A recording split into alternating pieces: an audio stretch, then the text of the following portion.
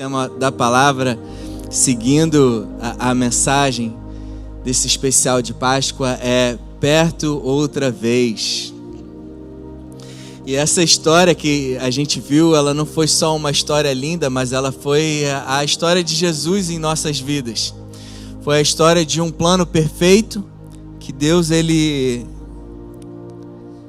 criou, um plano de uma vida perfeita, que foi, infelizmente, por influência do maligno, infelizmente pela vontade do homem de ser independente de Deus, esse plano tão perfeito que Deus tinha, um plano de nos dar uma vida maravilhosa, esse plano terminou sendo corrompido, e aquilo que Deus ele tinha planejado para a gente viver terminou sendo completamente o contrário, não era nada daquilo que Ele esperava que a gente vivesse, por causa da influência do maligno e por causa da decisão do homem de querer viver uma vida separada de Deus.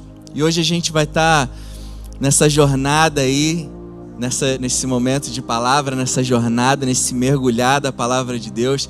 Quem gosta da palavra de Deus aqui?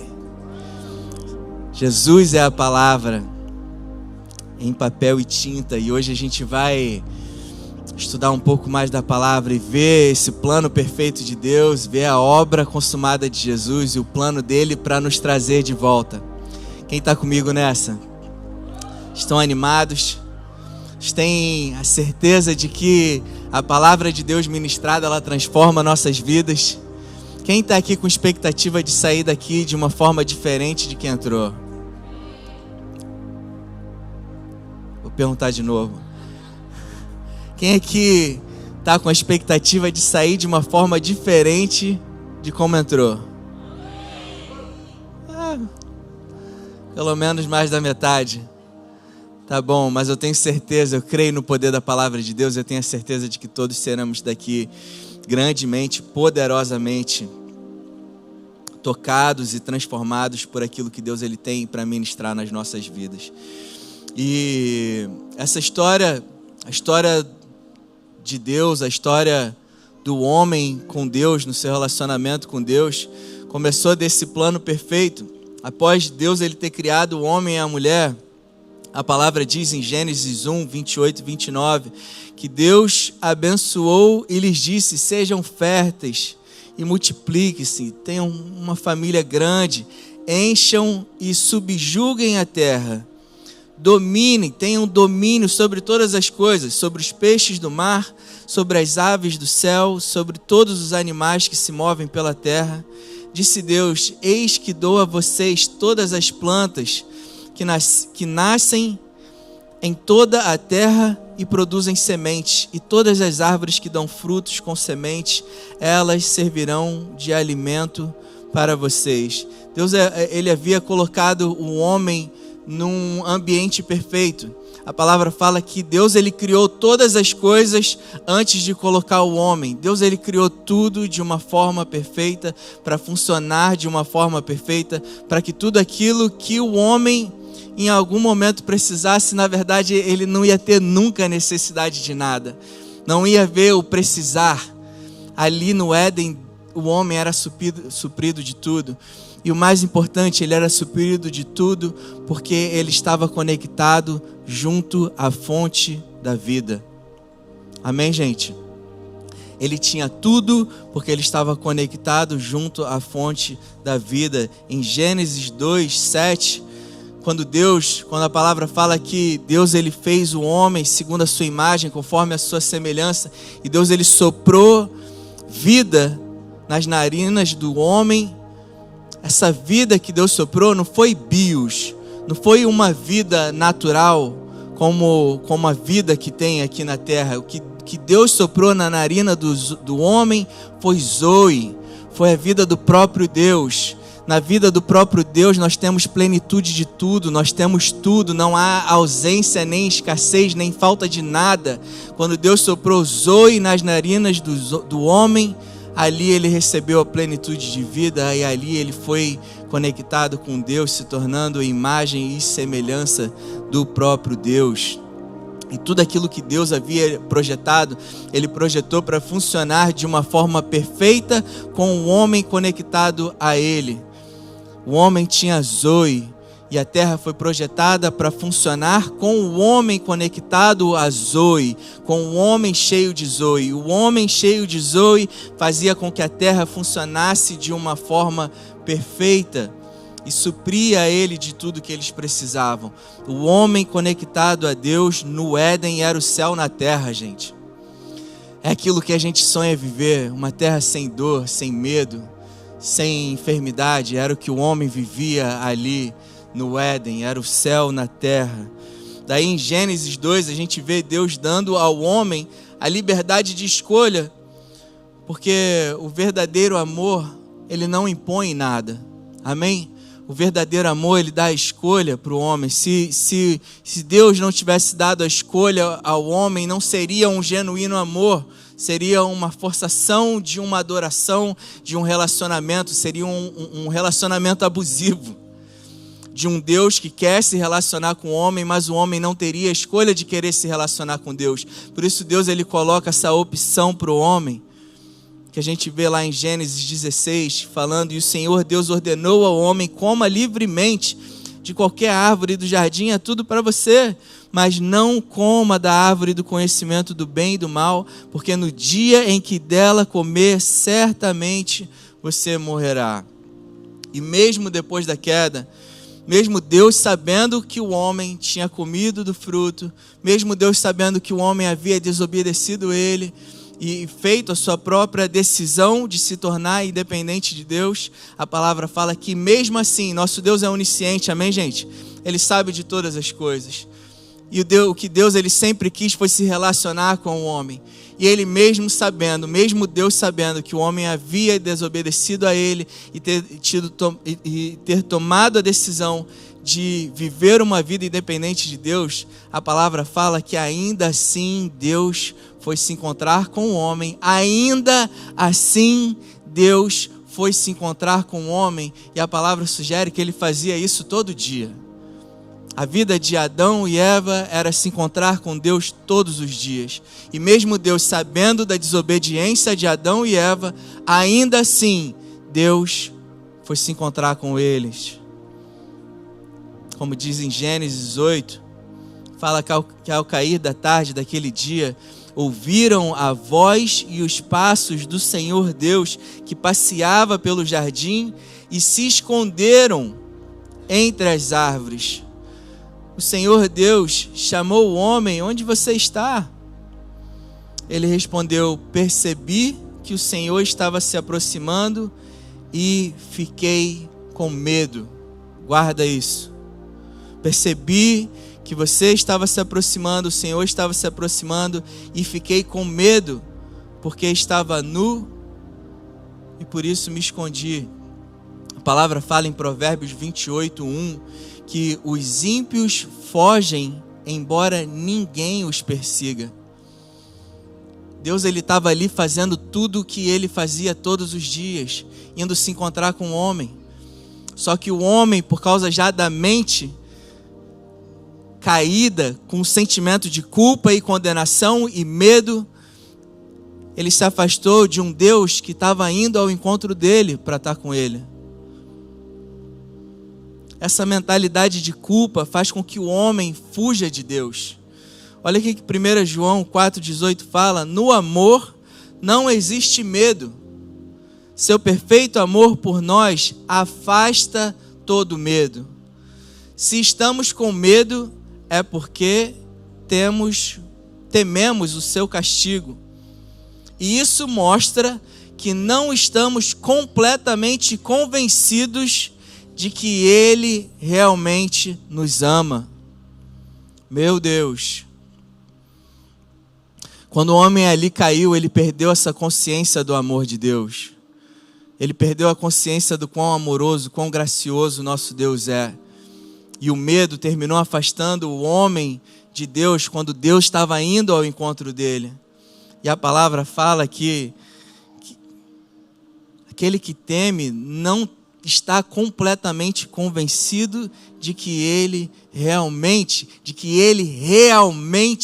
nos ama. Nós, filhos, depois de ter visto tudo aquilo que Jesus fez por nós, o sentimento de medo, culpa e condenação ainda até hoje é usado pelo inimigo para nos fazer se esconder de Deus, assim como Adão e Eva fizeram. Porém, o nosso Deus, Ele é o amor.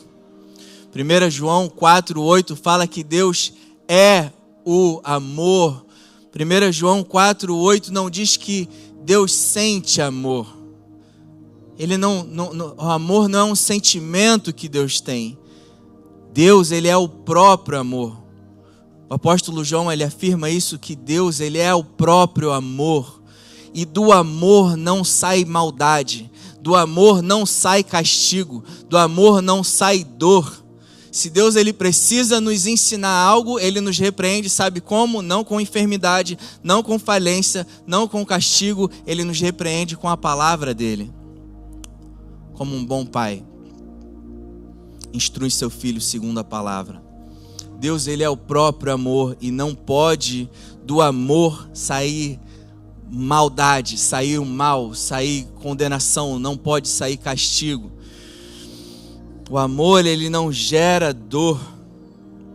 E nessa noite eu quero mostrar para vocês também que em Gênesis 3 nós vemos Deus falando para Adão e Eva sobre o que a gente não vê em Gênesis 3, Deus falando para Adão e Eva o que Ele iria fazer com eles. Gente, a palavra ela é traduzida, a palavra que a gente lê em português, ela é traduzida do hebraico e do grego. E muitas palavras no hebraico e no grego, elas são traduzidas da forma que a pessoa vê Deus. Em muitas traduções, você vai ler Gênesis 3, você vai ler a tradução Deus falando para a mulher, farei com que você tenha muitas dores de parto. Mas não é isso que a palavra está dizendo.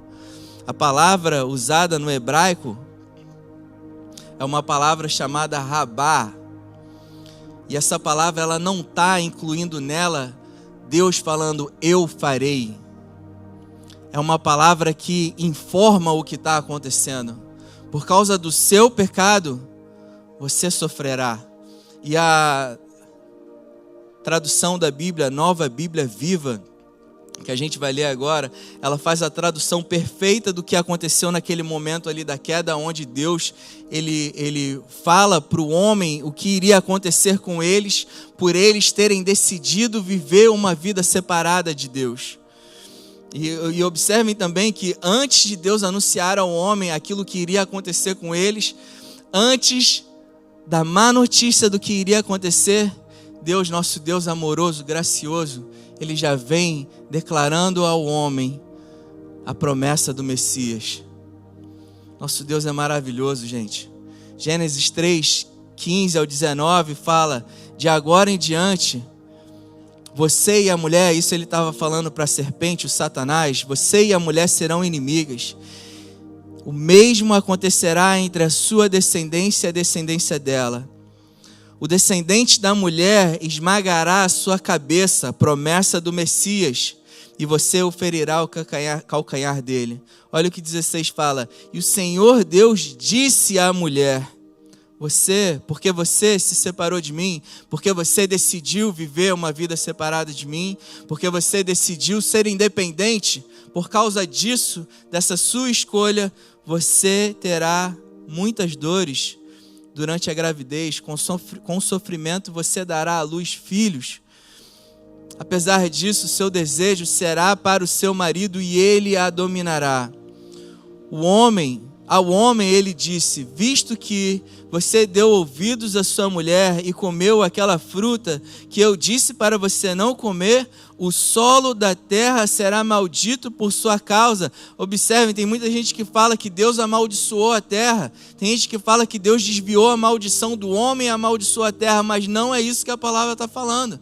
O que a palavra está falando é, maldita é a terra agora porque ela foi projetada para funcionar com você conectado a mim, e agora que você se desconectou de mim, maldita é a terra. O solo da terra será maldito por sua causa, por aquilo que você fez. Você precisará lutar todos os dias. Antes eu tinha preparado algo maravilhoso para você. Você só precisava existir ali e cuidar de tudo aquilo que eu criei para você. Agora, porque você decidiu viver separado de mim e dependente de mim, essa terra que eu projetei para você, você vai ter que trabalhar todos os dias para tirar da terra o seu sustento. Ela também produzirá espinhos e ervas daninhas, e você precisará alimentar-se das ervas do campo. Você precisará suar para que a terra produza seu alimento, até que volte para a terra, da qual você foi formado, pois você foi feito da terra, e a terra voltará. Toda essa dor e sofrimento não é a raiz do pecado. A raiz de todo mal é a consequência dessa separação de Deus. Deus, ele é a nossa fonte de vida.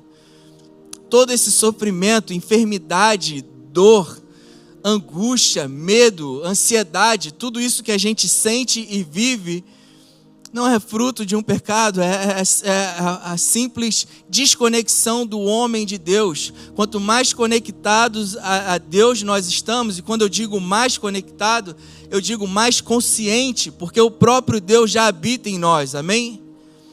Ele já habita em nós, é impossível estarmos distante dele, porque ele já habita em nós. Quando eu falo mais próximos de Deus, eu estou falando quanto mais consciência da existência de Deus no nosso ser, menos a gente sofre com essas dores do mundo. Faz sentido isso, gente? Porque Ele é a nossa fonte de vida. Nosso Deus, como eu falei, Ele é onisciente, Ele sabe de todas as coisas. Ele já sabia que havia a possibilidade do homem ser enganado e decidir viver de uma forma independente dEle.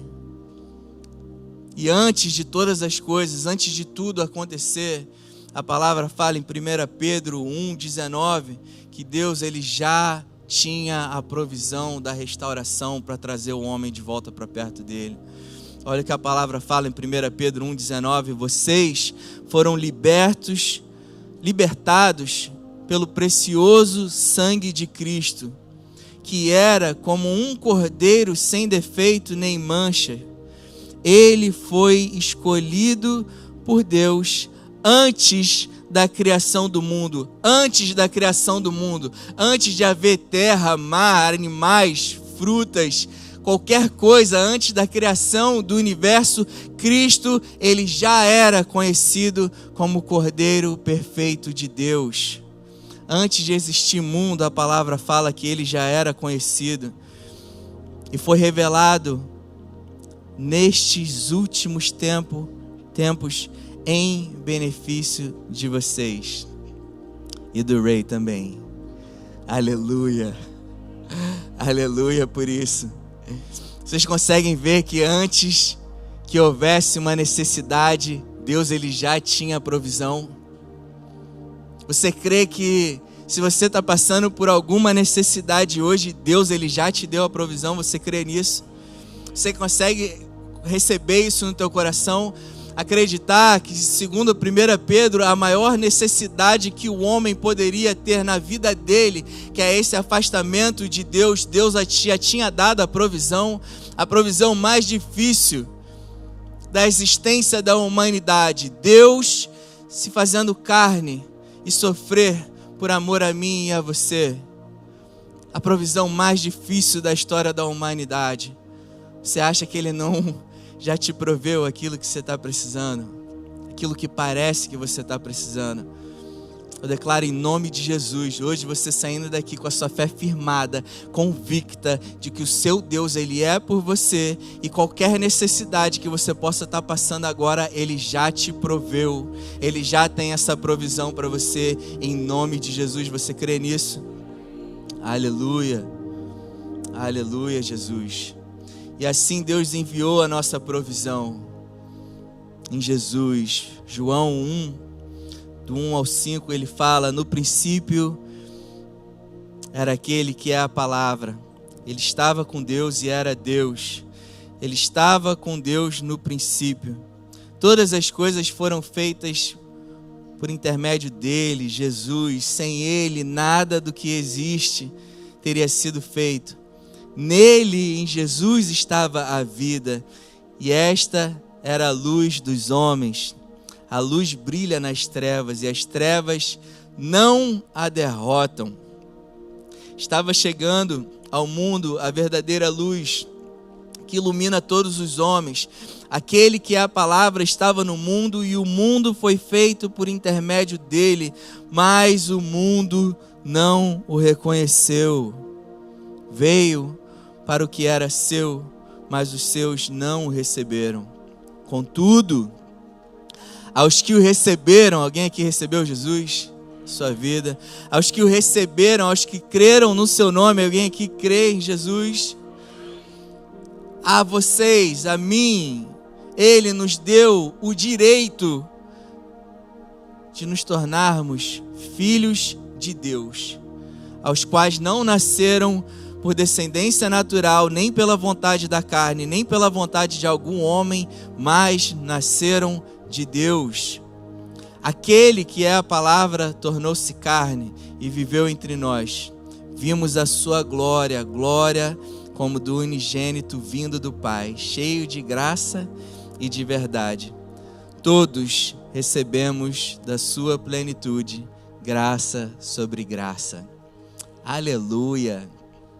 Quem se sente maravilhosamente bem em saber que tu é o filho do Deus Altíssimo que criou os céus e a terra, que Ele é o teu Pai, que Jesus é o Senhor da tua vida, que Ele está no controle da sua vida, que Ele te ama incondicionalmente? Isso consegue te fazer feliz? Será que num dia ruim, num dia difícil, a gente consegue pensar nisso e ter alegria? Apesar de todas as dores e dificuldades, eu tenho um Deus que me ama, que é cheio de graça e verdade, aleluia. Mas Ele não veio, Jesus, Ele não veio simplesmente para passar por um tempo com a gente. Ele não veio simplesmente para fazer alguns milagres. Ele não veio simplesmente também para somente perdoar os pecados do homem. Ele veio com o sacrifício dele aniquilar a natureza pecaminosa, nos tornar filhos de Deus e nos reconectar com um Pai por toda a eternidade. Esse foi o plano principal de Jesus, conectar aquele que estava perdido, que tinha se afastado, que não conseguia por sua própria força se reconectar com Deus. Ele veio, morreu por nós, se sacrificou, nos tornou filho de Deus, nos deu a opção a todo aquele que crê de se tornar filho de Deus e ser reconectado com o Pai mais uma vez. Isaías 53 é a perfeita descrição de tudo aquilo que aconteceu no sacrifício de Jesus. Isaías 53 fala que ele foi desprezado e rejeitado pelos homens, um homem de dores, experimentado no sofrimento, como alguém de quem os homens escondem o rosto, foi desprezado, e nós não o tínhamos em estima. Certamente ele tomou sobre si as nossas enfermidades e sobre si levou as nossas doenças. Todo aquele que crê no Senhor Jesus, as enfermidades, as doenças, elas são colocadas nele. Todo aquele que crê no Senhor Jesus, foi colocada sobre ele toda e qualquer enfermidade que tentou contra a tua vida. Se alguma enfermidade tentar contra a tua vida, tu pode rejeitar ela da tua vida em nome de Jesus e declarar a palavra. Certamente Ele tomou sobre Ele essa enfermidade maldita que está tentando contra a minha vida, e nele eu recebi saúde plena. Aleluia. Contudo, nós o consideramos castigado por Deus atingido e afligido. Mas ele foi transpassado por causa das nossas transgressões, foi esmagado por causa das nossas iniquidades. O castigo que nos trouxe paz, Shalom, a paz de Deus, estava sobre ele. E pelas suas feridas nós fomos curados. Declaro cura sobre a tua vida. Você está sofrendo qualquer enfermidade, eu declaro cura sobre a tua vida, porque saúde plena foi o que Jesus te deu. Você crê nisso? Você consegue receber essa saúde plena pela fé? Aleluia. Todos nós, como ovelhas, nos desviamos. Cada um de nós se voltou para o seu próprio caminho e o Senhor fez cair sobre ele a iniquidade de todos nós. Ele foi oprimido e afligido e contudo não abriu a boca. Como um cordeiro foi levado para o matadouro e como uma ovelha que diante dos seus tosqueadores fica calada, ele não abriu a boca. Com julgamento opressivo ele foi levado. E quem pode falar dos seus descendentes? Pois ele foi eliminado da terra dos viventes por causa da transgressão do meu povo. Ele foi golpeado. Foi-lhe dado um túmulo com os ímpios e com os ricos em sua morte, embora não tivesse cometido nenhuma violência, nem houvesse nenhuma mentira em sua boca. Contudo, foi da vontade do Senhor esmagá-lo e fazê-lo sofrer, porque isso era para mim e para você. Sem noção disso, tudo aquilo que Jesus ele passou era para mim e para você. Ser esmagado e afligido era o nosso destino, porque nós havíamos, como descendência de Adão, nós havíamos recebido essa herança, uma natureza pecaminosa, ainda separados de Deus, éramos por natureza filhos da ira.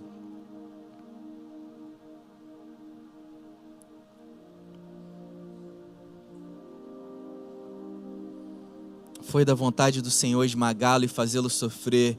E embora o Senhor tenha feito da vida dele uma oferta pela culpa. Uma oferta pela culpa. Lembra do sentimento de culpa de Adão e Eva? Deus fez em Cristo Jesus uma oferta pela culpa. Ele verá sua prole e prolongará seus dias, e a vontade do Senhor prosperará em sua mão. Depois do sofrimento da sua alma, ele verá a luz e ficará satisfeito. Pelo seu conhecimento, o meu servo justo justificará a muitos e levará a iniquidade deles. Pelo conhecimento do meu servo justo, ele justificará a mim e a você. Justiça de Deus, nos tornando justiça de Deus. Nós tínhamos uma dívida de morte com Deus. Jesus, ele morreu no nosso lugar, nos concedendo vida, pagando a nossa dívida e nos tornando justiça de Deus. Vira para a pessoa do teu lado e fala: você é a justiça de Deus. Aleluia. João 19:30, depois de Jesus ter sofrido, ter sido crucificado, ele estava lá na cruz. João 19:30 fala que tendo-o provado, Jesus disse: está consumado. Aleluia. Aleluia, Jesus. Com isso ele curvou a cabeça e entregou o seu espírito. Mateus 27:51 fala que naquele momento o véu do santuário rasgou-se em duas partes, de alto a baixo. A terra tremeu e as rochas se partiram. A separação que havia entre Deus e o homem, ela não foi retirada. Esse véu ele não foi retirado. Esse véu ele foi rasgado. Amém, gente? Ele foi rasgado. Aquilo que é rasgado não dá para ser restaurado plenamente como antes. Ele não foi retirado para que não fosse colocado de volta. Ele foi rasgado para que nunca mais houvesse a separação do homem com Deus. Aleluia, Jesus. Mas depois de 3 dias, as mulheres foram ungir o corpo de Jesus. Elas que foram ungir o corpo de Jesus, elas viram a pedra do sepulcro, tinha saído de lá, ela tinha sido removida e o corpo de Jesus já não estava mais lá. Aleluia. E Lucas 24, do 4 ao 6, nos diz que essas mulheres, elas ficaram perplexas, sem saber o que fazer. De repente, 2 homens, com roupas que brilhavam como a luz do sol, colocaram-se ao lado delas. Amedrontadas, as mulheres baixaram o rosto para o chão e os homens lhe disseram: por que vocês estão procurando entre os mortos aquele que vive? Ele não está aqui, church. Ele ressuscitou. Aleluia! Podemos ouvir um glória a Deus a Jesus. Ele vive, cara. Ele vive. Por que você está procurando entre os mortos aquele que vive? Meu Deus, por que você está procurando entre os mortos aquele que vive? Ele vive. O nosso Deus vive. Ele ressuscitou e Ele vive. Aleluia, Jesus, seja exaltado. E aí em 1 Coríntios 5, 55, a gente vê Paulo zoando a morte. Ó morte, onde está a sua vitória? Ó morte, você que achou que tinha vencido na cruz, vendo o nosso rei, o nosso Deus ali crucificado, dando seu último suspiro. Ó morte, cadê a sua vitória? Onde está, ó morte, o seu aguilhão? Hebreus 12:14 diz que visto que por meio da morte ele destruiu aquele que tinha o poder da morte, isso é o diabo.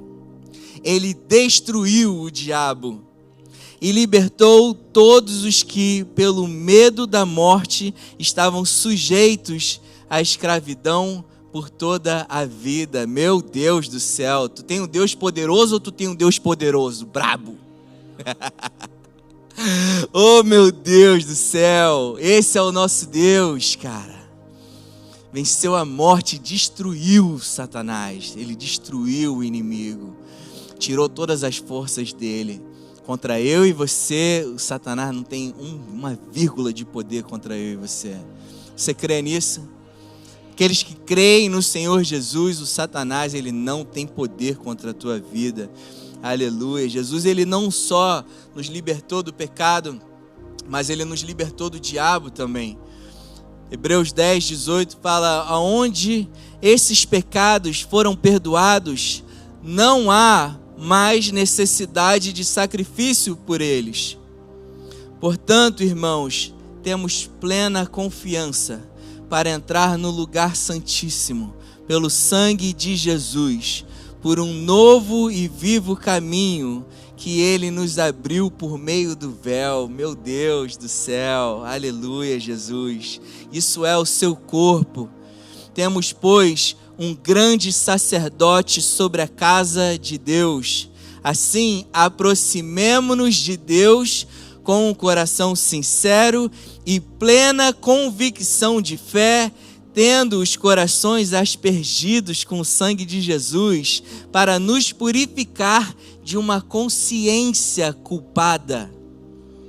Para nos purificar de uma consciência culpada. Sabe o que a palavra está falando, gente? Que independente das nossas falhas, daquilo que a gente sabe, o que a gente tem para melhorar, a palavra está falando, mesmo com as tuas falhas, mesmo com os teus defeitos, tenha ousadia para entrar no lugar santíssimo, nos santos dos santos, na presença do teu Pai, porque é ali que tu vai receber vida e é ali que você vai ser restaurado por Ele. Meu Deus do céu, sabe o que afasta de novo o homem da presença de Deus? A mentalidade de culpa, o sentimento de culpa. O que Jesus veio fazer por nós foi lavar a nossa mente de toda e qualquer consciência de culpa, para que a gente nunca mais se esconda do nosso Deus, como Adão e Eva fez. Aleluia! Estão entendendo que o que foi necessário da parte de Deus para trazer o homem de volta, rasgar o véu e se conectar com o homem de novo, isso foi feito? Amém? Em Cristo Jesus, essa obra de reconectar o homem de volta com Deus foi feita. A obra ali foi consumada, está consumado. Foi uma obra perfeita e completa. O que ainda afasta os filhos dessa conexão plena com o Pai? Uma consciência de culpa. E o escritor dos Hebreus aqui, ele está falando, se aproxime de Deus com um coração sincero. Coração sincero, Pai, eu sei que ainda tenho tanto para melhorar, mas eu te glorifico, Jesus. Obrigado, porque pelo teu sacrifício, Pai, eu tenho força, fé e esperança por causa do teu Espírito em mim, que a cada dia eu estou me tornando uma pessoa melhor. Eu sei que se eu falhar hoje, agora, eu tenho o meu Pai para me abraçar e me conduzir a viver uma vida melhor, me ajudar, me dar forças a me tornar uma pessoa melhor. Obrigado, meu Deus, porque agora já não há mais separação. O véu se rasgou e hoje eu posso entrar no santo, canta aí, Jonas, no santo dos santos te adorar. Aleluia, Jesus, meu Deus do céu, aleluia. Tendo os corações aspergidos e para nos purificar de uma consciência culpada e os nossos corpos lavados com água pura, aleluia. Apeguemo-nos com firmeza à esperança que professamos, pois aquele que prometeu é fiel, aleluia, Jesus. Meu Deus, church, nunca permita que homens, tradições religiosas, legalismo, religiosidade, coloque de volta um véu entre você e Deus. Um véu que o próprio Deus rasgou. Nunca permita que homem nenhum digam a você que você está afastado de Deus, porque o próprio Deus habita em você. Posso ouvir um amém a isso? Nunca permita que por causa de alguma coisa ou qualquer coisa que você tenha feito, qualquer homem te diga que Deus se afastou de você, agora Ele virou as costas para você. Nunca permita e nem aceite essa palavra no teu coração, porque o próprio Deus selou o Espírito dele em você, para que você nunca mais se afastasse dele. Aleluia, o seu Pai, o seu Deus, hoje Ele habita em você, o Espírito dele foi selado em você, como propriedade exclusiva de Deus. Se pudesse botar uma plaquinha em você, estava lá, Jesus. De quem tu é? Da Nanda? Não, de Jesus. A Nanda é minha esposa. Quem eu pertenço? Jesus. Quem me comprou com alto preço? Jesus, aleluia. Efésios 1:13. Nele vocês também, quando ouviram e creram na palavra da verdade, o evangelho da salvação de vocês, foram selados com o Espírito da promessa, que é a garantia da nossa herança. O que é a garantia da tua herança? O teu bom comportamento? O Espírito de Deus selado em você é a garantia da sua herança. Ele é a garantia da sua herança. O Espírito dele em você é a garantia da sua herança. Não são as tuas boas obras. As boas obras nos geram vida, church. Viver em trevas, fazendo aquilo que é errado, gera morte. Em Cristo nós recebemos vida. O Espírito de Deus habita em nós. E por favor, não me entenda mal, o pecado é destrutivo, o pecado mata o ser humano, a vida do ser humano aqui na terra. Mas em Cristo Jesus recebemos vida eterna. Aquele que crê em mim, ainda que morra, viverá. Se o homem, nascido de novo, escolhe viver uma vida destrutiva, ele vai morrer mais cedo. Poderia viver por mais tempo aqui na terra, cumprindo o propósito que Deus tem para ele. Mas a palavra garante, o próprio Jesus prometeu que aquele que crê em mim, ainda que morra, viverá. Amém, gente? Aleluia. Garantia da nossa herança até a redenção daqueles que pertencem a Deus para o louvor da sua glória. Aleluia, Jesus. Então, meus amados irmãos, Romanos 8:31, o que diremos, pois, diante dessas coisas? Church, se Deus é por nós, you tell me. Se Deus é por nós, church, quem será contra nós?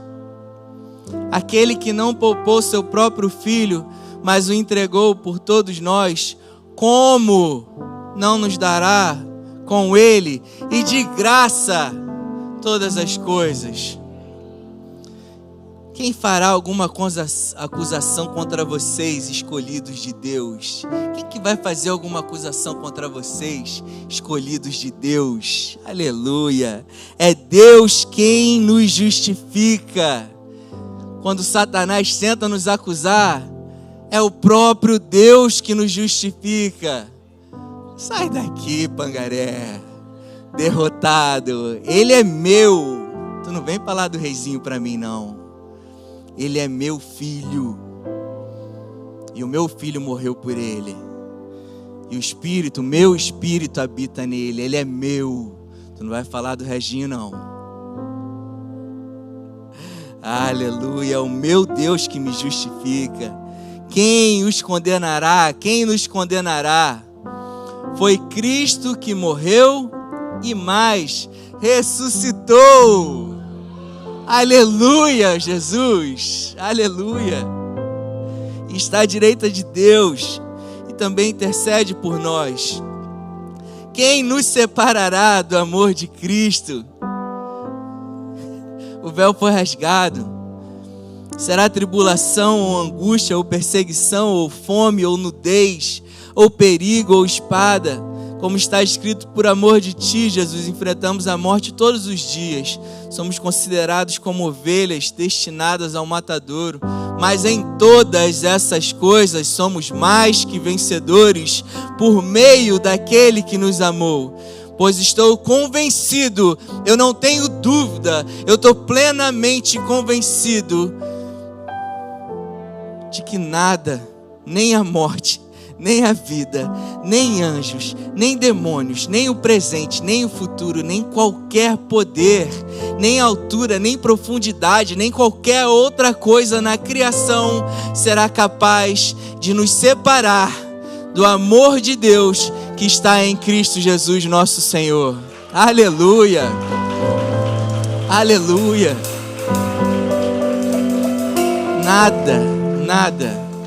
Nada vai te separar. Perto outra vez e por toda a eternidade.